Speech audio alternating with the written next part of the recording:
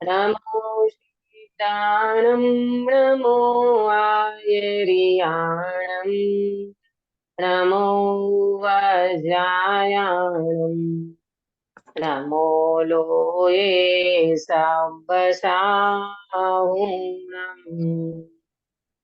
बोलिए।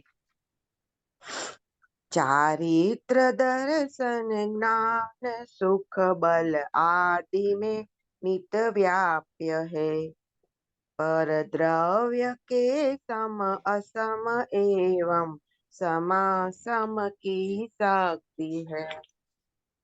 निज लक्षणों युत विविध विध अनंत धर्मों सहित है। इस रूप नहीं उस रूप भी ऐसा विरोधीपन रहे।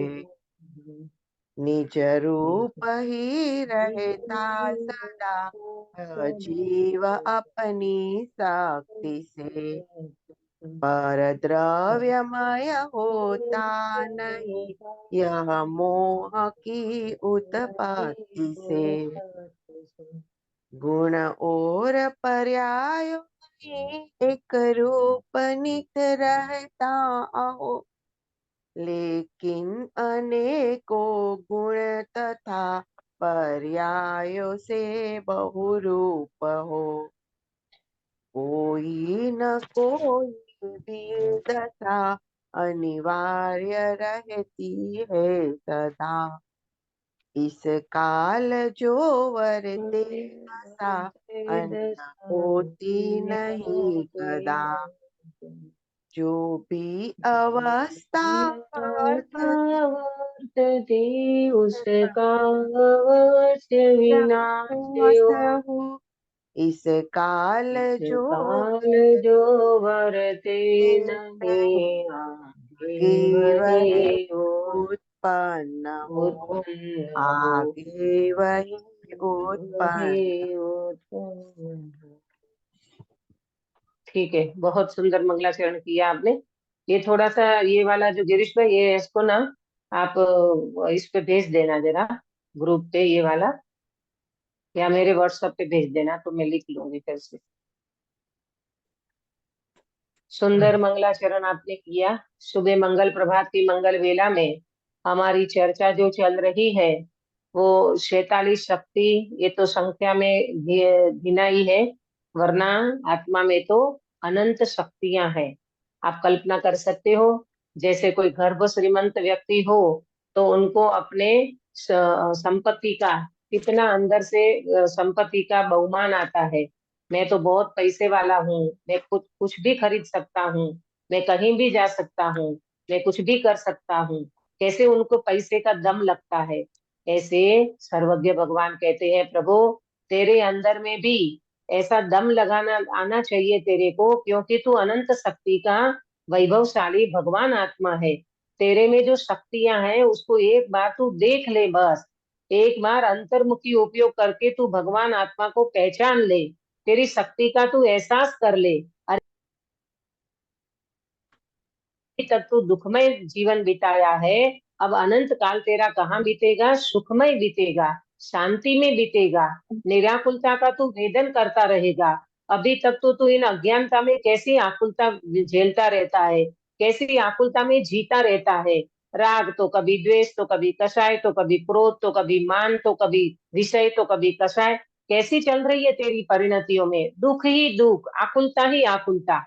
हालांकि देखा जाए तो वो दुख कोई पर द्रव्य में से नहीं आया, वो दुख कोई तेरे निमित्त नहीं करता, वो दुख तेरे अज्ञान में से प्रकट हो रहा है। प्रभु ये ज्ञान स्वभाव को भूलना, यही तो अज्ञान है। अज्ञान कोई बाहर से नहीं आता, अज्ञान तेरे अंदर में स्वभाव का भान नहीं होना, इसी का नाम ही अज्ञान है। और ये अज्ञान जीव स्वयं अपनी गलती से पाल रहा है, स्वयं अपनी गलती से प्रकट कर रहा है, उत्पन्न कर रहा है। तो आचार्य भगवान कहते हैं, प्रभु तू अंदर में वैभव देखना, एक बार तू अंदर जा तो सही, तेरे को लगेगा कि ओहो ऐसा वैभवशाली भगवान आत्मा में हूँ। और ऐसी चर्चा अनुभव की तौर पे, ऐसा नहीं कि आचार्य देव ने अनुमान से बात की हो आचार्य देव ने मात्र आगम से बात की हो। ये तो कहते हैं अनुभव से प्रमाण किया है और आप भी अनुभव से प्रमाण करना। कहाँ आया ये गाथा कहाँ आई? अनुभव से आप लोग पढ़ चुके हो? दी 18 कश्मीर में समय सार ये में कहाँ आई आया कि पांचवी आप गाथा। भी? हाँ, समय सार की, गिरीश भाई। पांचवी गाथा ना? पांचवी समय सार गाथा, बहुत बढ़िया। समय सार की पांचवी गाथा में आचार्य देव ने कहा ना कि भाई आप मैं अनुभव से ये बात कहता हूँ, आप भी अनुभव से प्रमाण करना। युक्ति का अवलंबन, पर गुरु का उपदेश, है ना, स्वसंवेदन, स्वानुभव। तो ये स्वानुभव से आप प्रमाण करना। ये देखो अनुभव की बातें हैं। देखो अनुभव में कितना सारा वजन आता है। पेट जो होता है ना, वजन जो होता है ना, वो अनुभव का होता है। वो अनुमान का इतना वजन नहीं आता जितना अनुभव का होता है। कोई भी लोक व्यवहार में भी आप देखो ना, आप कोई भी फील्ड में चले जाओ, वहां कोई अनुभवी व्यक्ति आपको मिलेगा और अनुभव से बात करेगा तो उसका आपको एक्सपीरियंस, मतलब उसका क्या बोलते, उसका जो अंदर में वजन पड़ेगा वो अलग होगा। और कोई व्यक्ति ऐसे अनुमान से बातें करता हो या आगम से बातें करता हो या किसी की सुनी सुनाई बातें करता हो, उसका वजन इतना नहीं पड़ता। तो ये किसने अनुभव किया? हमारे सर्वज्ञ भगवान, हमारे गणधर भगवान, हमारे आचार्य भगवान और हमारे जितने भी ज्ञानी हुए हैं, उन सब ने किसका अनुभव किया है? अपनी शुद्धात्मा का अनुभव किया है, वेदन किया है और अपने को ये बता रहे हैं कि भाई तू अंदर में जाएगा, अनंत शक्ति का वैभव तेरा प्रकट होगा। एक बार दृष्टि करने की बात है। इस तरह से ये शक्तियां हमारी बहुत सुंदर, आचार्य देव ने बहुत सुंदर तरीके से इसका वर्णन किया है। इसमें हम क्रम से चलते हैं। कल हमने 25वीं शक्ति जो शुरू की थी, उसका नाम क्या था सुनीता जी? 25वीं शक्ति स्वधर्म व्यापकत्व शक्ति। हाँ, स्वधर्म व्यापकत्व शक्ति, है ना। ये स्वधर्म व्यापकत्व शक्ति अपने, देखो पहले 24वीं शक्ति में ये बोला नियत प्रदेशत्व शक्ति, इसका लिंक देखो, नियत प्रदेशत्व शक्ति। तो ऐसा बताया कि नियत प्रदेशत्व शक्ति माने चौकस इतने ही प्रदेश रहेंगे। ये असंख्य प्रदेश में से कोई कम भी नहीं हो जाएंगे और कोई बढ़ भी नहीं जाएंगे। तो ये चौकस स्थान हो गया ना प्रदेशों का, कि नियत प्रदेशत्व शक्ति रहेगी, यानी आत्मा के असंख्य प्रदेश बिल्कुल इतने ही रहेंगे। नरक में तू अनंत बार गया, निगोद में अनंत काल निकाला, एक प्रदेश मलिन नहीं हुआ, एक प्रदेश कम नहीं हुआ। तो क्यों नहीं हुआ? ये कौन सी शक्ति के कारण? कौन सी शक्ति के कारण सुधाबेन? नियत प्रदेशत्व शक्ति। हाँ, नियत प्रदेशत्व शक्ति के कारण उतने के उतने प्रदेश रहते हैं, एक प्रदेश कम होगा नहीं और एक प्रदेश बढ़ेगा नहीं। अब इसके बाद स्वधर्म व्यापकत्व शक्ति में ये बताया कि ये असंख्य प्रदेश हैं तो सही, लेकिन ये असंख्य प्रदेश में जो गुण धर्म शक्ति जो रहते हैं, तो ये असंख्य प्रदेश में क्या व्याप्ता है? तो बोले अपने ही अनंत धर्म, अपने गुण और अपनी शक्ति में ही आत्मा व्याप्त है। ये आत्मा असंख्य प्रदेश में व्याप्त तो है, असंख्य प्रदेश तो है उनके, परंतु ये असंख्य प्रदेश में क्या व्याप्त है? तो बोले अपने ही शक्ति, अपना गुण और अपना धर्म। इसको कहते हैं स्वधर्म व्यापकत्व शक्ति। बराबर।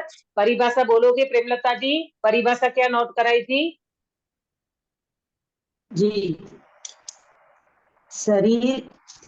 शरीर के धर्म रूप न होकर अपने धर्मों में व्यापने वाली स्वधर्म व्यापकत्व शक्ति। बहुत बढ़िया। शरीर के धर्म रूप न होकर अपने धर्मों में व्यापने वाली स्वधर्म व्यापकत्व शक्ति। अभी देखो, ये शक्तियों का एहसास आप करोगे ना, तो अंदर में ये अरूपी है, ये आत्मा जो है ना, ये अरूपी है। तो अरूपी की शक्ति का एहसास अरूपी ज्ञान से करना होगा। अपन कभी आंखों से देखना चाहे, इंद्रियों से देखना चाहे, है ना, मन से कल्पना करना चाहे, तो ऐसा नहीं होगा। मन से तो इसका विचार कर सकते हो। मन की शक्ति कहाँ तक है अक्षा बेटा? मन कहाँ तक आपको हेल्प करता है? जब तक केवल ज्ञान नहीं होता तब तक। अरे प्रभु, केवल ज्ञान की क्या बात है, सम्यक दर्शन में भी मन नहीं काम करता। मन आपको मात्र तत्व का विचार और निर्णय करने तक काम आता है। काश्मीरा बेन, हाँ दीदी। है ना। आप देखना तोडर मल्दी साहिब ने रहस्यपूर्ण चिट्ठी मोक्ष मार्ग प्रकाशक जी के एंड में, मेरा विचार है मुझे आपको आद्योपांत पढ़ाना है, ऐसा मेरा विकल्प है कि अगर मैंने आपको बेसिक से पढ़ाया है तो ये मोक्ष मार्ग आपको वर्ड टू वर्ड मुझे पढ़ाने का भाव है, ताकि आप कहीं पर भी स्लिप ना हो जाओ। जैसे समय सार पढ़ लिया ना, ऐसे मोक्ष मार्ग पढ़ना बहुत कंपलसरी है, बहुत जरूरी है। तोडर मल्दी साहब इतने साइंटिस्ट थे कि उन्होंने कहीं पर भी किसी की गलती को छोड़ा नहीं है और सबको बहुत सुंदर तरीके से एक एक चीज को सामने रखी है। आप कहोगे तो मैं पढ़ाऊंगी, मेरा विकल्प मैंने आपको बता दिया है ना। तो बात क्या चल रही थी, बात ये चल रही थी कि मन, ये जो मन है ना, मन, भाव मन, ये भाव मन अपने को मात्र विचार तक सीमित है। भाव मन तत्व निर्णय तक सीमित है। ये भाव मन निर्णय विचार करने में काम आता है, अनुभूति के समय में मन नहीं रहता। अनुभूति के समय में तो मात्र ज्ञान ही वेदन करता है। आया समझ में अंकित बेटा? केवल ज्ञान की बात नहीं है बेटा, केवल ज्ञान तो बहुत ऊपर की दशा है। यहाँ तो कहते हैं अनुभूति के काल में भी मन का कोई रोल नहीं है। आया समझ में? भले 12वें गुणस्थान तक ये मन रहता हो, परंतु मन अनुभूति के समय की बात है। बाहर में जब आते हैं सविकल्प दशा में, तब मन की सारी गतिविधियां चलती है ना, इंद्रियों की, शैव ज्ञान की, ये सब। परंतु जब जीव अनुभूति करता है, अनुभूति के काल में मन का रोल नहीं होता, वहां ज्ञान ही आत्मा का वेदन करता है। आया समझ में अंकित बेटा? हाँ। तो बात क्या चल रही थी कि स्वधर्म व्यापकत्व शक्ति जो है हमारी, ये कहते हैं कि शरीर के धर्म रूप न होकर अपने धर्मों में व्यापने वाली स्वधर्म व्यापकत्व शक्ति, ये शरीर के धर्म रूप न होकर, देखो मैं आपको एक एग्जांपल देकर के समझाती हूँ कि जैसे एक दीपक है, बराबर, और 25 कमरे हैं। एक दीपक और 25 कमरे। अब ये 25 कमरे में एक एक दीपक को लिया जाए, यानी एक दीपक को 25 कमरे में लिया जाए और 25 कमरे में आप एक दीपक को लेकर के गए, तो बताओ कि एक दीपक 25 कमरों में प्रकाश तो देता है, परंतु ये 25 कमरे में दीपक जाने के बाद ये एक दीपक 25 कमरों में रहा। एक दीपक को 25 कमरों में ले गए, सुनना ध्यान से, एक दीपक को 25 कमरों में आप ले गए, तो 25 कमरों रूप दीपक हो गया कि दीपक एक रहा और 25 कमरे में जाकर के प्रकाश दिया? क्या हुआ? दीपक एक रहा, 25 कमरे में जाकर प्रकाश दिया, है ना। दीपक तो एक रहा और 25 कमरे होते हुए भी हर कमरे में गए, हर कमरे में प्रकाशित किया, हर कमरे में गए, हर कमरे में प्रकाश दिया। दीपक तो एक रहा, 25 कमरा बदला, परंतु ये 25 कमरे रूप दीपक नहीं हुआ। ये एग्जाम्पल। ऐसे अब सिद्धांत पे चलो कि ये कितने शरीर के रूपी कमरे में गया, ये आत्मा कितने शरीर रूपी कमरे में गया? अनंत, अनंत, अनंत, है ना। निगुद में अनंत काल रहे तो वो तो वहां जन्म मरण 18 बार करता रहा ये जीव। तो अनंत अनंत निगोद का काल बिताया, नरक का काल बिताया, स्वर्ग में गया, देवलोक अपने तिर्यंश में गया, है ना, मनुष्य पर्याय में भी आया। तो कहते हैं अनंता शरीर रूपी कमरा बदला, परंतु आत्मा उस रूप हुआ क्या गिरीश भाई? नहीं, नहीं आत्मा तो झोंका क्यों रहा? ये बड़ी आश्चर्य की बात है, ये बहुत बड़ा चमत्कार है अपने आप में। अरे रे प्रभु, अपन तो कहीं भी जाते हैं उसके हो जाते हैं, थोड़ी देर के लिए हिप्नोटाइज, क्या बोलते हो, वैसा हो जाता है ना। कोई व्यक्ति बहुत अपना वो विद्या दिखाए या चमत्कार दिखाए, अरे एक ज्योतिष के पास भी अपन चले जाते हैं तो उसमें हो जाते हैं। अच्छा, मेरा भविष्य में ये होगा, मेरे इतने साल के बाद ऐसा होगा, तो ऐसा लगता है कि वो ज्योतिषमय हो जाते हैं अपन थोड़ी सी देर में। तो यहाँ ये कहते हैं, ये भगवान आत्मा तो देखो, ये चैतन्य तत्व तो देखो, ये त्रिकाली ध्रुव भगवान आत्मा की कैसी चमत्कारी विद्या है, कैसा चमत्कारी चैतन्य भगवान है। इतने शरीर बदलते हुए भी कभी शरीर रूप नहीं हुआ। सुनो ध्यान से, एक क्षेत्रावगाही रहते हुए भी ये कभी भी शरीर रूप नहीं हुआ। प्रभु ऐसा अशरीरी भगवान। तभी तो पंडित साहब ने लिखा, अभय जी पंडित साहब की भक्ति में, अशरीरी सिद्ध भगवान आदर्श तुम्ही मेरे। हमारे आदर्श कौन है? सिद्ध भगवान। कैसे है सिद्ध भगवान? अशरीरी। और मैं कैसा हूँ? शरीर शरीर वाला। शरीरी। अशरीरी अरे से। मैं भी अशरीरी शरीर। हूँ, ऐसा फील करो। आप अपने आप को शरीर रूप फील नहीं करना। मैं भी अशरीरी भगवान हूँ, ऐसा ही फील करना चाहिए। और ऐसा फील क्यों करना चाहिए? क्योंकि आप कितनी भी कल्पना कर लोगे, आत्मा कभी शरीर रूप होने वाला नहीं है। आप कभी भी कल्पना करो, मैं शरीर वाला, मैं कर्म वाला, मैं दुकान वाला, मकान वाला, गाड़ी वाला, लाड़ी वाला। अरे भगवान कहते हैं प्रभु तू तो देखो, एक बात सुनना।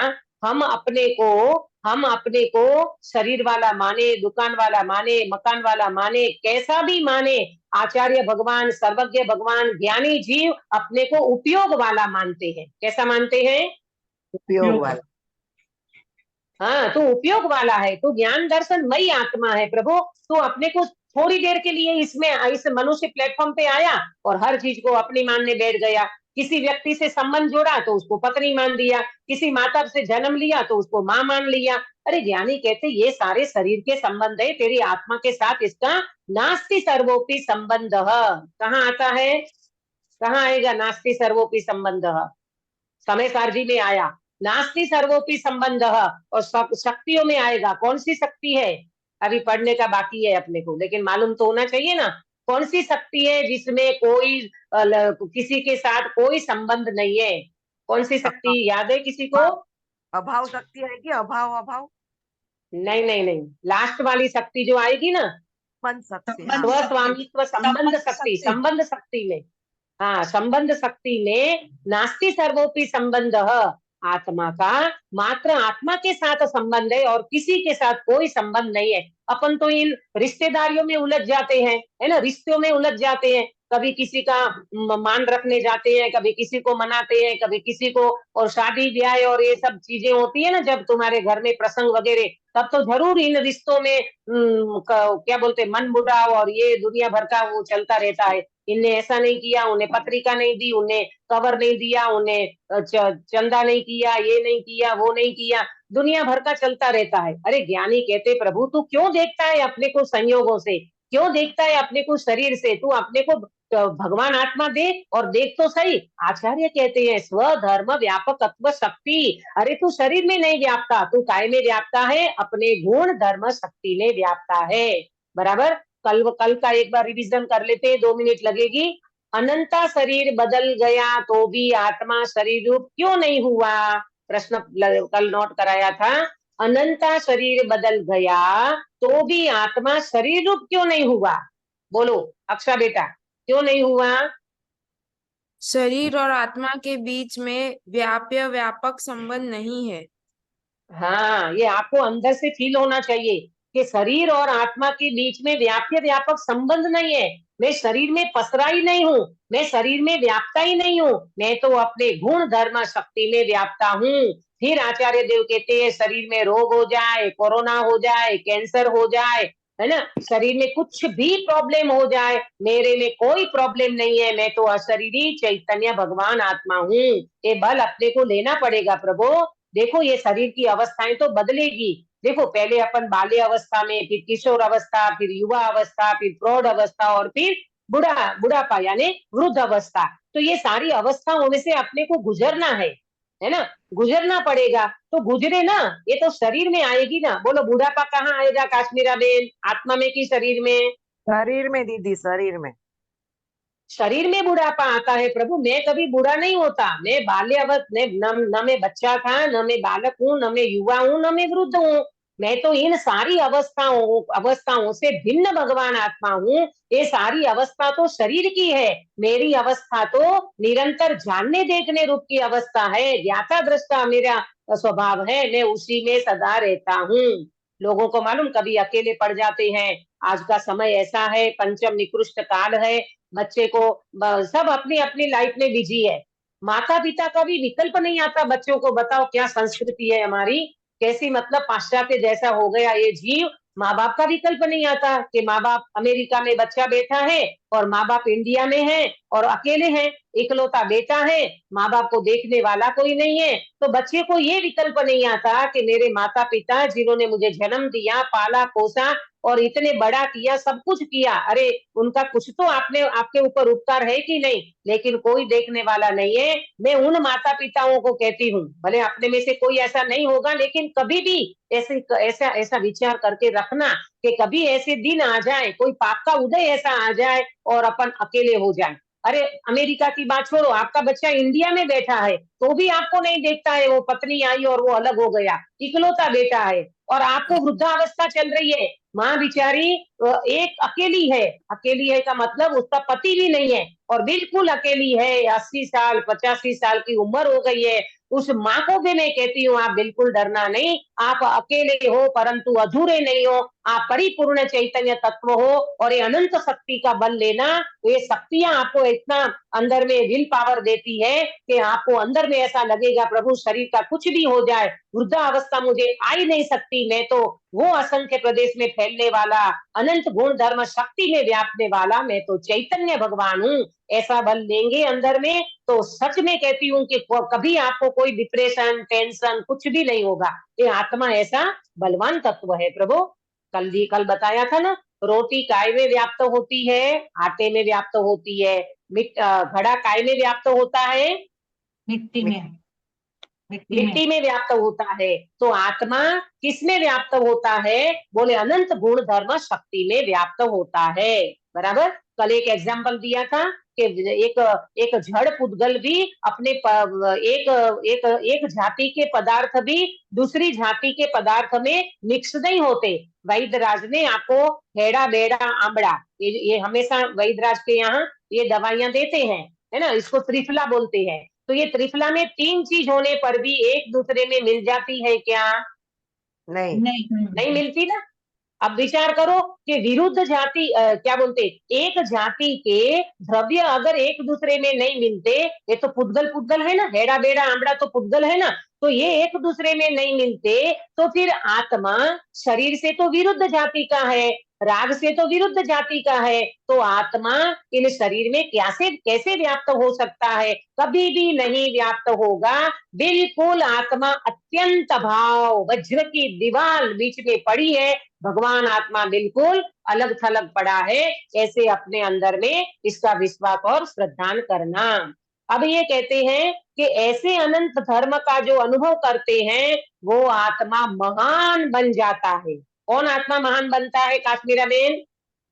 जो अनुभव करेगा ऐसे आत्मा का। हाँ, बहुत बढ़िया। ऐसे अनंत धर्म शक्ति गुण ऐसे अभेद आत्मा का जो अनुभव करेगा वो आत्मा महान बन जाता है। अब मैं आपको एक प्रश्न पूछती हूँ, देखो मैं 2 शब्द बोलती हूँ, आत्मा महान है एक शब्द, और ये महान आत्मा है, दो शब्द सुनना, आत्मा महान है और ये महान आत्मा है, इन दो में कुछ अंतर है? मैं जिसको पूछूं वो जवाब दे। बोलो जागृति बेन, आज मैंने जागृति बेन को नहीं बोला। जागृति बेन, ये आत्मा महान है एक शब्द और ये महान आत्मा है, इन दो में कुछ अंतर पड़ा क्या? आपको समझ में आ रहा है? जागृति बेन है? हाँ है, वॉइस म्यूट म्यूट है। म्यूट है। म्यूट है, अच्छा चलो। सुधा बेन, हाँ सुधा बेन आप बताइए, मैं आत्मा बता रही महान हूँ, है। एक मिनट, जागृति मैं बेन। हाँ? बता रही हूँ, मैं बता रही हूँ। हाँ बोलो बोलो बोलो, हाँ बता रहे हो हाँ, बताओ। आत्मा महान है, यानी आत्मा का गुण बताए कि वो महान है, और महान हाँ आत्मा यानी वो आत्मा यानी बन चुकी है, अच्छी बन चुकी है, तो उसको हाँ, महान बहुत बढ़िया आत्मा बहुत बोले। बढ़िया। आपको भले वो वर्ड्स नहीं आ रहे प्रॉपर, आत्मा महान हाँ। है ये स्वभाव की बात है, सभी की आत्मा महान है, बराबर, ये स्वभाव की बात है। फिर अपन कहते हैं ये महान आत्मा है, दीदी ये तो महान आत्मा है, इसका मतलब कि उस जीव ने अपनी आत्मा को पर्याय में अनुभव कर चुके हैं, यानी पर्याय में रत्नत्रय प्रकट कर चुका है, वो महान आत्मा है। हमारे मुनिराज महान है, हमारे ज्ञानी महान है, हमारे भगवान महान है। क्यों महान कहते हैं? क्योंकि उन्होंने अपनी पर्याय में ये वैभव प्रकट कर चुके हैं। आया समझ में सभी को? काश्मीरा बेन ख्याल आया? प्रेमलता जी, हाँ दीदी, हाँ सुनीता जी, आप भी महान दीदी। आत्मा हो दीदी। हाँ बराबर है। आप भी महान आत्मा है। महान आत्मा हो। हाँ, तो आप अपने लिए लगाना। देखो, मैं आपको आपकी दृष्टि में महान आत्मा लगूंगी ना, तो इतना फर्क नहीं पड़ेगा। ठीक है, अपन निमित्त की तरफ से कह देते, लेकिन अपने को भी मैं महान आत्मा हूँ, आत्मा ही महान है, ऐसा जो दृष्टि करता है, लक्ष्य करता है, उसको महान आत्मा वो बन जाता है। आत्मा महान है, ये स्वभाव की बात है, और महान आत्मा है, ये पर्याय में प्रकट होने वाले वैभव की बात है। इसीलिए प्रभु, आप अपने को कभी दीनहीन नहीं मानना। अरे, दीनहीनता की बात ही नहीं है। आत्मा है कि नहीं आपके पास? आत्मा है तो आत्मा महान है, और आत्मा महान है ऐसा जिसने समझ लिया, अनुभव कर लिया, तो वो महान आत्मा बन जाता है। बराबर। आगे चलेंगे। कल जो मैंने आपको एक प्रश्न नोट कराया था कि भाई, रागादि विकारी भावों में आत्मा व्याप्ता है कि नहीं व्याप्ता है? सुनीता जी। रागद नहीं है, अगर रागादि विकारी भावों में और आत्मा नहीं व्याप्त है, क्योंकि रागादि विकारी भाव और आत्मा भिन्न भिन्न है, हाँ, भिन्न स्वभाव वाला है ना। भिन्न स्वभाव ओके, वाले क्या हैं। स्वभाव? हाँ, क्या है रागादि का स्वभाव, विकारी भावों का स्वभाव क्या है, और आत्मा का स्वभाव क्या है? गिरीश भाई। रागादि विकारी भाव उज्ज्वल है, और आत्मा का स्वभाव अपना जीव द्रव्य है। आकुलता जानना और देता। निराकुलता। राग का नहीं स्वभाव आकुलता और बोलो आकुलता किरण निराकुलता। बेन। रागादि भाव का स्वभाव आकुलता है और आत्मा का स्वभाव निराकुलता है। हाँ, बराबर। पुद्गल तो है, पुद्गल तो कह दिया आपने, वो अच्छी बात है, पुद्गल ही है, परंतु पुद्गल कहेंगे कब? अरे, हमको आकुलता पैदा करने वाले हैं ये राग। राग से कोई जीव सुखी नहीं होता, राग से हर कोई व्यक्ति दुखी बना रहता है। और स्वभाव कैसा है? निराकुल स्वभाव है। तो दोनों का स्वभाव ही भिन्न भिन्न है। इसीलिए कहते हैं कि आत्मा कभी भी रागादि में व्याप्ता नहीं है। आत्मा तो अपने शुद्ध स्वभाव में व्याप्ता है। बराबर। तो आज का क्वेश्चन नोट करना, निर्मल पर्याय में आत्मा व्याप्त होता है कि नहीं? आज का क्वेश्चन, निर्मल पर्याय में आत्मा व्यापक होता है, व्यापक होता है कि नहीं?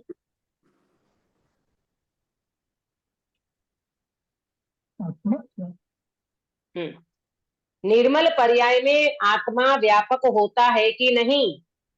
बोलो, इसका आंसर क्या है? होता है। अक्षा बेटा। है। नहीं, नहीं होता है। निर्मल पर्याय में कोई भी जाति पर्याय में आत्मा के निर्मल पर्याय सेम ज रहे ना, मुझे हिसाब से तैयार है मुझे ही लगे। पर्याय तो आत्मा का ही अंग है। तो निर्मल पर्याय तो हाँ हाँ। ही अब है। ये अक्षा का जो क्वेश्चन हुआ ना कि भाई, मुझे तो ऐसा लग रहा है कि आत्मा कोई भी पर्याय में व्याप्त नहीं होता, वो दृष्टि की बात है, वो दृष्टि की बात है। जब दृष्टि का विषय, आत्मा को दो दो एंगल से समझना है। जब अपन दृष्टि की बात करेंगे तो वो पर्यायों से पार है, और अभी अपन प्रमाण के द्रव्य की बात करते हैं, तो ये निर्मल पर्याय में आत्मा व्याप्त होता है। देखो अक्षा बेटा, अभी किसी जीव को आत्मज्ञान हुआ, तो वो व्यक्ति आत्मज्ञान जिसको हुआ, तो आत्मज्ञान कहाँ होता है? द्रव्य में की पर्याय में? पर्याय पर्याय में। पर्याय में होता है। तो वो पर्याय से, वो निर्मल पर्याय हुई ना, जिस पर्याय में सम्यक दर्शन हुआ, वो पर्याय निर्मल पर्याय कहलाएगी। तो वो निर्मल पर्याय में आत्मा व्याप्त हुआ ना, तभी तो कहा जाएगा कि ये जीव ने आत्मज्ञान की प्राप्ति की। तो ये प्रमाण की बात है। और आप जो कह रहे हो कि कोई भी पर्याय में आत्मा व्याप्त नहीं होता है, आपकी बात सही है, परंतु वो कौन से एंगल से? वो दृष्टि के विषय के एंगल से। जब हम दृष्टि में जब अपन त्रिकाली ध्रुव भगवान आत्मा को लेते हैं, उसी समय कहेंगे कि आत्मा बिल्कुल पर्यायों से पार है, निर्मल पर्याय भी आत्मा को छूती नहीं है। यहाँ तक कह देंगे केवल ज्ञान और मोक्ष की पर्याय भी आत्मा में नहीं है। कब? जब अपन दृष्टि का विषय त्रिकाली ध्रुव भगवान आत्मा को विषय बनाते हैं तब। और यहाँ जो बात चल रही है, तो ये कहा जाएगा कि 47 शक्तियों में निर्मल पर्याय ली गई है। क्यों ली है? क्योंकि ये ज्ञानी बनने वाला जीव निर्मल पर्याय का अनुभव करता है ना, तो निर्मल पर्याय में आत्मा व्याप्त होता है, ये बताना है आचार्य देव को। इसीलिए निर्मल पर्याय में आत्मा व्याप्त होता है, ये आपको समझना है। आंसर क्या आएगा? निर्मल पर्याय में, हाँ, आंसर हाँ, निर्मल पर्याय में आत्मा व्याप्त होता है। अक्षा बेटा, समझ में आया आपको दोनों एंगल? हाँ दीदी। देखो जैसे जैसे सूरज, सूरज कहाँ पसरा है?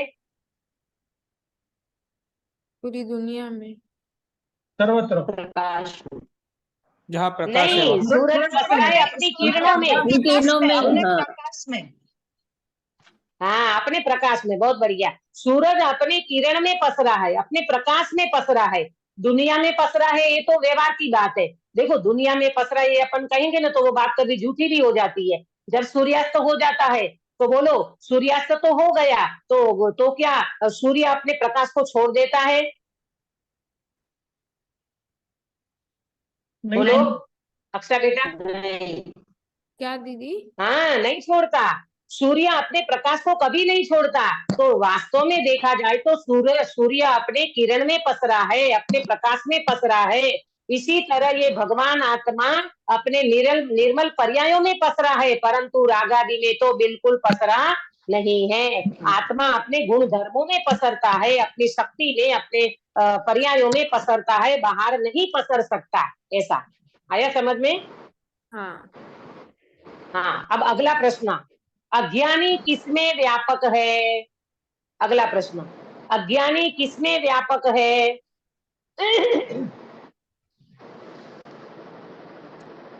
अज्ञानी किसमें व्यापक है? बोलो कौन बताएगा? पर में, पर वस्तुओं में, पर अज्ञानता में, मिथ्यात्व मिथ्या में, पर द्रव्य अज्ञानता में। अज्ञानी राग द्वेष व्यापक तो में। अपने खुद के ज्ञान में ही है, लक्ष्य अलग है। हाँ? हाँ, बहुत बढ़िया। कि अज्ञानी वास्तव में देखा जाए तो व्यापक तो अपनी आत्मा में रहता है, गुण धर्म शक्ति में, परंतु उसका पता नहीं होने से ऐसा कहा जाएगा कि वो मोह राग द्वेष के भावों में व्याप्त है। सुनना ध्यान से, विवेक को बराबर समझना। अज्ञानी स्वभाव से देखा जाए तो अपने गुण धर्म में व्याप्त है, परंतु स्वभाव का पता न होने से मोह रागादि भावों में व्याप्त है। आंसर क्या नोट करोगे? अज्ञानी स्वभाव से तो अपने गुण धर्म में व्याप्त है, बराबर, परंतु स्वभाव का पता न होने से मोह रागादि भावों में व्याप्त होता है।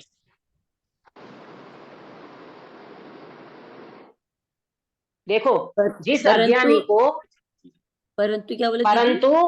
परंतु अपने देखो अज्ञानी स्वभाव से देखा जाए तो अपने गुण धर्म में व्याप्त है, परंतु स्वभाव का पता न होने के कारण मोह राग द्वेष में व्याप्त होता है, बराबर, जी। मोह राग द्वेष में व्याप्त होता है। अब देखो अज्ञानी जीव को न द्रव्य का पता है, न गुण का पता है, न पर्याय का पता है, वो तो स्वभाव के लिए लापता है। जैसे बोल देते ना कि कोई व्यक्ति बच्चा कहीं चला जाता है तो हमारा बच्चा घर से लापता हो गया, मतलब क्या? वो घर से चला गया, उनको कुछ होश ही नहीं है, वो तो निकल गया घर से, वो लापता हो गया। तो इसी तरह अज्ञानी द्रव्य गुण पर्याय से लापता पड़ा है, क्योंकि वो स्वभाव की दरकार नहीं कर रहा, उसको स्वभाव की कुछ खबर ही नहीं है। अरे मैं भगवान आत्मा हूँ, द्रव्य गुण पर्याय सहित में चैतन्य तत्व हूँ, अनंत शक्ति का पिंड हूँ, ऐसा कुछ पता नहीं है, वो अपनी खबर नहीं है, इसीलिए उसको लापता भी कह देते हैं। परंतु स्वभाव से देखा जाए तो वो भी अपने गुण धर्म, स्वधर्म व्यापकत्व शक्ति क्या कह रही है? अरे अपने गुण धर्म में व्याप्त है, भले पता न हो बात अलग है, परंतु स्वभाव तो अपने द्रव्य गुण पर्याय में रहता है। आया समझ में? तो इसी तरह से ये स्वधर्म व्यापकत्व शक्ति की चर्चा हुई। और अभी अपन एक शक्ति और ले लेते हैं, वो छोटी सी है दीदी, और बिल्कुल हाँ, हाँ, यहाँ एक प्रश्न है। अभी हमने पढ़ा बोलो। कि निर्मल पर्याय में आत्मा व्यापक है, व्याप्ता है, हम्म ठीक है? हम्म लेकिन मतलब यानी शुद्ध पर्याय में आत्मा व्याप्ता है, बराबर, हम्म और हम्म रागी यानी अशुद्ध पर्याय में व्याप्ता नहीं है, तो ये थोड़ा गड़बड़ नहीं हो जाएगा? क्योंकि भले ही चलो थोड़े समय के लिए रागी द्वेषी हुआ तो आत्मा व्याप्ता क्यों नहीं है? तो देखो बेटा ऐसा है कि निर्मल मतलब अशुद्ध पर्याय में व्याप्त नहीं होता। ऐसा ऐसा मतलब कहने की बात यह है कि उसी समय भी जिस समय अशुद्ध पर्याय में आत्मा व्याप्त है उसी समय स्वभाव देखो। अंकित बेटा, दो एंगल खड़ा करो कि आत्मा व्याप्त है अशुद्ध पर्याय में, तो कौन व्याप्त है? त्रिकाली ध्रुव भगवान आत्मा क्या व्याप्त हो जाता है उसमें? तो बोले नहीं, वो तो त्रिकाली ध्रुव पर्याय भगवान आत्मा, तो अक्षरा ने अभी कहा ना, वो तो कभी निर्मल पर्याय में भी व्याप्त नहीं होता। ये सब एंगल से समझना होगी ये बातों को। तो देखो, मैं एक बात आपको ये समझाना चाहती हूँ। अपन ज्ञानी और अज्ञानी दो की बात लेते हैं, फिर इसको समझे। जैसे एक ज्ञानी जीव है, बराबर, और ज्ञानी जीव अपने शुद्धात्मा का वेदन करते हैं, तो उसी समय ज्ञानी निर्मल पर्याय में व्याप्त है ऐसा कहा जाता है। क्यों? क्योंकि वो उसी समय अपने को त्रिकाली ध्रुव भगवान आत्मा का वेदन कर रहा है। उसी समय भले द्रव्य और पर्याय का कोई भेद नहीं है वहां पर, ये बात को समझना। द्रव्य अनुभूति के काल में द्रव्य पर्याय का कोई भेद नहीं होता, एक अभेद आत्मा का ही वेदन होता है। परंतु वेदन करने वाला कौन है? द्रव्य की पर्याय? द्रव्य पर्याय पर्याय में वेदन होता पर्याय है। वेदन द्रव्य है करती है, और काम पर्याय में पर्याय वेदन में होता है। है, हाँ, वेदन पर्याय में होता है। तो उसी समय वो निर्मल पर्याय अपने को त्रिकाली ध्रुव भगवान आत्मा का वेदन करती है, तो वहां शांति का वेदन होता है कि नहीं? निराकुलता का वेदन होता है कि नहीं? उसको उसी समय अतीन्द्रिय आनंद आता है कि नहीं आता है? बोलो, आता है। आता है ना?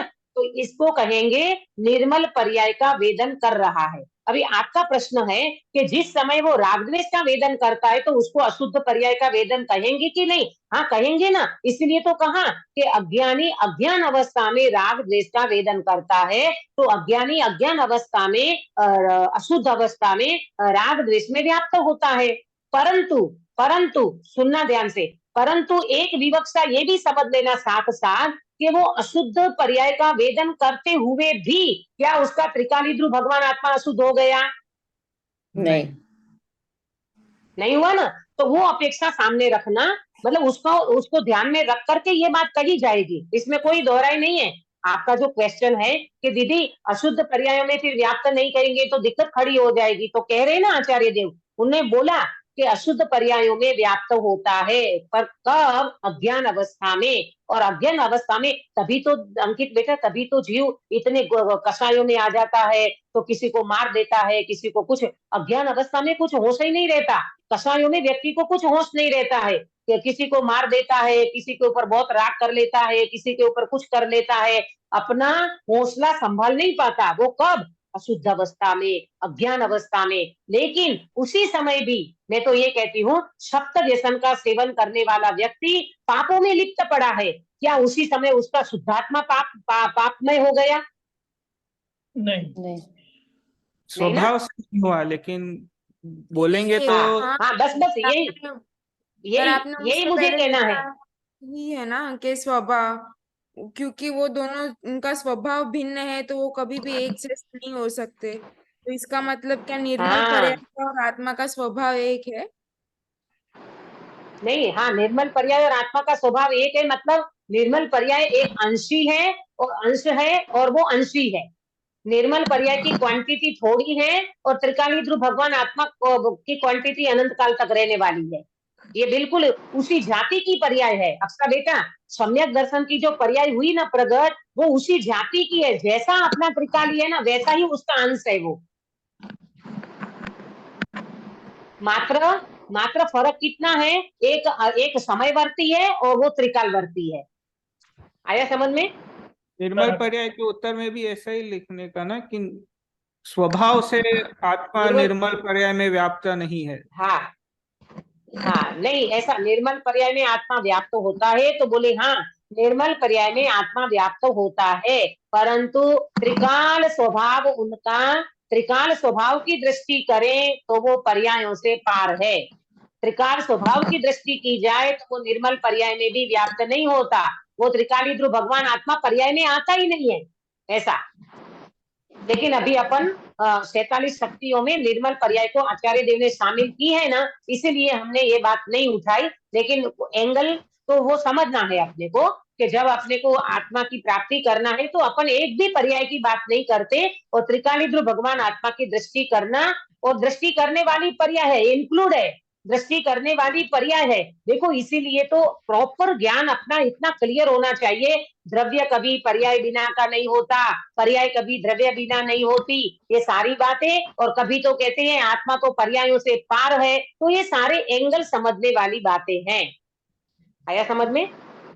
बराबर। दीदी वो जो उनका क्वेश्चन था ना, वो शरीर खाता है और आत्मा नहीं खाता है, वो उन्होंने क्या हाँ वर्ड बोला और उसका मीनिंग मतलब क्या था? क्वेश्चन, हाँ हाँ, क्वेश्चन ये था कि तो आंसर ये बताया कि एक उन्होंने मिनट एक जो मिनट एक मिनट, सुनो सुनो, पहले ये वाली बात क्लियर हो गई ना अंकित बेटा? ये हाँ वाली हाँ बात, अशुद्ध पर्याय वाली बात जो मैंने समझाई ना, कि जिस समय वो व्यक्ति राग का वेदन कर रहा है तो आकुलित हो रहा है ना, उनको तकलीफ हो रही है ना, तो उस अपेक्षा से बिल्कुल सही है कि वो रागादि में व्याप्त है। अभी कोई व्यक्ति मदिरा पी करके गटर के पास में बैठा हो और वहां लेटा पड़ा हो, वहां ऐसी हालत में हो, तो वो व्यक्ति मदिरा का वेदन कर ही रहा है ना, तो बोले हाँ कर रहा है। लेकिन उसी समय आदमी तो आदमी है ना, ये मदिरा तो अभी थोड़ी देर की है, आदमी तो स्वस्थ है बिल्कुल और अच्छा है, लेकिन राग द्वेष की मदिरा पी के बैठा है, तो उस समय उसको आकुलता हो रही है। परंतु त्रिकाली ध्रुव भगवान आत्मा देखा जाए तो उसी समय बिल्कुल परम पवित्र निर्दोष चैतन्य तत्व है। इतनी मुझे बात कहना थी। हाँ, कल वाला जो आपका प्रश्न था वो ये था ना कि प्रेमलता जी, किरण बेन, किसका प्रश्न था? एक बार रिपीट करिए। क्वेश्चन ये था दीदी कि आत्मा भोजन करता है कि शरीर भोजन करता है, तो उन्होंने खुद भी बोला कि कर्म युक्त आत्मा भोजन करता है, शरीर नहीं करता, ऐसा उनका आंसर था। ऐसा अब मेरे को पूछा गया था ये कि क्या है आपका आंसर करके इसमें। हाँ आप क्लास बराबर है। करते देखो हैं तो इसमें बताइए। अपेक्षा है, हम्म। हाँ उन्होंने जो जवाब दिया वो एक अपेक्षा से ठीक है, कर्म युक्त आत्मा भोजन करता है। तो यहाँ कर्म युक्त का मतलब ये है कि जो भाव परिणाम होते हैं ना, वो कर्म के उदय के निमित्त से होते हैं। जैसे मोहनीय कर्म के कारण खाने की इच्छा होती है और वेदनीय कर्म के कारण भूख लगती है ना। अशाता वेदनीय उदय में आता है तो भूख लगती है, और मोहनीय कर्म का उदय होता है तो इच्छा होती है। तो ये कर्म की अपेक्षा लागू पड़ गई और कर्म की अपेक्षा से ये परिणाम होते हैं। बाकी आत्मा तो अनाहारी है, इच्छा करते हुए भी, खाते हुए भी, नहीं खाते हुए भी आत्मा तो सदा अनाहारी ही रहता है। तो प्रश्न ये होता है कि मुर्दा तो नहीं करता ये भाव, तो कि मुर्दा भाव इसलिए नहीं करता कि मुर्दा में जो मुर्दा मतलब डेथ बॉडी जो है उसमें अभी उस जाति की योग्यता नहीं है, क्योंकि आत्मा चला गया ना, भाव करने वाला जीव तो चला गया। तो परिणाम करता है जीव, परिणाम करता है जीव, पुद्गल में जाता है पुद्गल, सुनना ध्यान से, परिणाम करता है जीव, पुद्गल में जाता है पुद्गल, पुद्गल से होती है पुद्गल की पुष्टि, और जीव रहता है त्रिकाली ध्रुव भगवान आत्मा सदा अनाहारी। ये इसका जवाब है। आया दीदी समझ जैसे में? उनको, जी जैसे उनको बताना है जैसे अपने एक लाइन में आंसर, तो फिर कैसे बताएंगे कि आत्मा तो अनाहारी आप है? उनको ये जी। आप उनको ये बता सकते हो कि देखो भाई, आत्मा अनाहारी है, सभी का आत्मा अनाहारी है, लेकिन खाने के जो परिणाम होते हैं ना, खाने के परिणाम वो कर्म निमित्त होता है उसमें। जैसे उन्होंने बोला कर्म युक्त आत्मा आहार करता है, तो कर्म तो जी। निमित्त रूप से होता है, लेकिन खाने का जो भाव करता है ना, वो जीव की वर्तमान समय की पर्याय में होता है। कैसा? और वर्तमान समय की पर्याय में निमित्त कौन बना? ऐसे के ऐसे तो कोई परिणाम होते नहीं है बिना कर्म के उदय से। तो बोले उस समय कर्म का उदय निमित्त होता है, मोहनीय कर्म और वेदनीय कर्म। तो उस निमित्त से ये जीव की यहाँ योग्यता होती है भाव करने की, वहां कर्म का उदय निमित्त होता है, और निमित्त नैमित्तिक संबंध के कारण जीव आहार करता है ऐसा कहा जाता है। परंतु जीव तो त्रिकाल अनाहारी होता है। आया समझ जी में? तो शरीर भी नहीं करता फिर, है ना? तो शिव मतलब यही हुआ दीदी। शिव भगवान नहीं करते ना, कौन तो शरीर कर्म शरीर नहीं नहीं करते करता ना। ऐसा, शरीर नहीं सुनो, शरीर नहीं करता ऐसा कैसे कहेंगे? तो वो पुद्गल गया कहाँ? ऐसी ऐसी हम्म। ऐसी हवा में बातें नहीं करो। ये पुद्गल गया कहाँ? अभी आपने लड्डू उठाया जागृति बेन और मुंह में रखा, तो फिर आप ये कहो कि नहीं शरीर ने भी नहीं खाया, तो ये तो बात गलत हो जाएगी ना, जी। ये तो सफेद झूठ हो जाएगा। यहाँ यहाँ मुंह में लड्डू जा रहा है, लड्डू को आप चबा रहे हो, लड्डू को आप टेस्ट से खा रहे हो और कहते हो कि शरीर भी नहीं खाता, तो ये तो बात बिल्कुल सफेद झूठ हो जाएगा। ऐसा नहीं है, पुद्गल से पुद्गल की पुष्टि होती है, लेकिन फुटकर दे रहा है, ये अंदर में सुख बुद्धि पड़ी है ना शरीर के प्रति, देहत में एकत्व बुद्धि, तो वो जीव ऐसा मानता है कि मैं खाता, मैं पीता, मैं ये करता, मैं वो करता, लेकिन आत्मा तो अनाहारी रहता है, वो उसको भान नहीं है। आया समझ में? जी जी दीदी, हाँ, धन्यवाद। तो इस तरह से ये बात हुई। अभी अपनी ये चर्चा करना थी लेकिन समय हो गया। कल अपन साधारण असाधारण, साधारण असाधारणा धर्मत्व शक्ति की चर्चा करेंगे।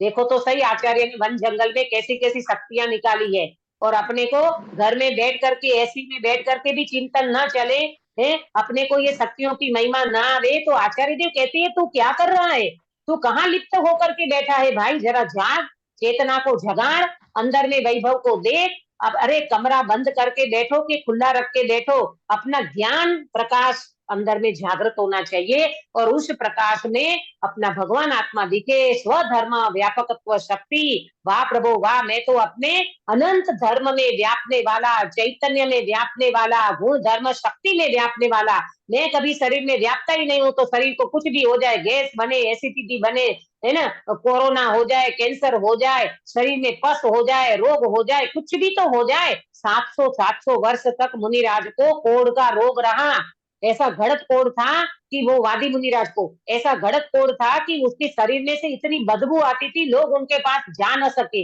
है, लेकिन उनकी थूक में ताकत थी कि अगर जरा सी थूक लगा दे ना शरीर को, सारा घड़त कोढ़ चला जाए, शरीर कंचन वर्णी एकदम बन जाए, स्फटिक मणि जैसा निर्मल स्वच्छ। परंतु मुनिराज कहते हैं ये शरीर से हम व्याप्त नहीं है, हम तो हमारी आत्मा में व्याप्त है, ये शरीर तो हमको बहुत दूर लगता है, ये वास्तव में हमारी चीज नहीं है प्रभु, ऐसे हमारी दृष्टि भी बने, हमको कोई भी तकलीफ होवे उसी समय हम अपने स्वभाव का आश्रय करें, और स्वधर्म व्यापकत्व शक्ति से अपने धर्म में व्याप्त हैं, गुण में व्याप्त हैं, अनंत शक्ति में व्याप्त हैं, तो वहां दृष्टि लगाएं, वहां उपयोग को ले जाएं, और बिल्कुल अंदर में देखें कि मैं तो अपने गुण धर्म शक्ति में व्याप्त हूँ। इस तरह का अभ्यास करें और जरूर अपने को ये वेदन आएगा, वेदन हो ही रहा है, मात्र लक्ष्य करने की बात है। ऐसा वेदन करता हुआ हम सब अपने मोक्ष मार्ग को प्रशस्त करें। इस मंगल भावना के साथ बात को विराम देती हूँ। निज निधि निज में बताई यह अनंत उपकार है, इसके लिए जिन वाणी माँ को वंदना शतवार है, वंदना शतवार है। सॉरी, वो काश्मीरा बेन ने बोला था मेरे को द्रव्य क्षेत्र काल भाव वाला, मैं कल लिखा दूंगी काश्मीरा बेन। हाँ, आज चलेगा समय हो चलेगा। चुका है। कल संडे है लेकिन चालू रखेंगे हम लोग, मेरे ख्याल से हाँ वही सॉरी, अच्छा है। रखना है चालू, हाँ चालू आपके रखेंगे। ऊपर है, आप मुझे लोग कोई का, प्रॉब्लम नहीं।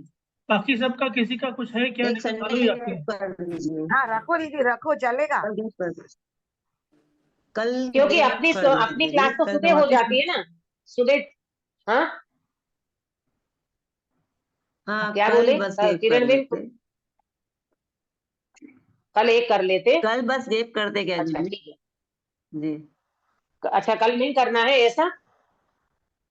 हाँ वैसे ही जी मतलब जी बोल रहे हैं कि कल। ठीक है, कल का एक दिन बंद रखते हैं, क्योंकि वो अक्षा अंकित को भी तो संडे को वहाँ वो शाम होती है ना, उन लोगों को भी थोड़ी छुट्टी चाहिए पड़ती होगी, है ना। कल का कोई दिन फर्क बंद रखते हैं, फिर देख हाँ लेंगे। यहाँ हमको हाँ? 7:30 चल, बजते हैं शाम को, तो ठीक है, वो कोई वांदा नहीं, हाँ सैटरडे वही का। तो, हाँ वही। हाँ हाँ अच्छा, सैटरडे का 7:30 होता है वहाँ, हाँ हाँ संडे के दिन यहाँ संडे होता है, वहाँ सैटरडे होता है ऐसा।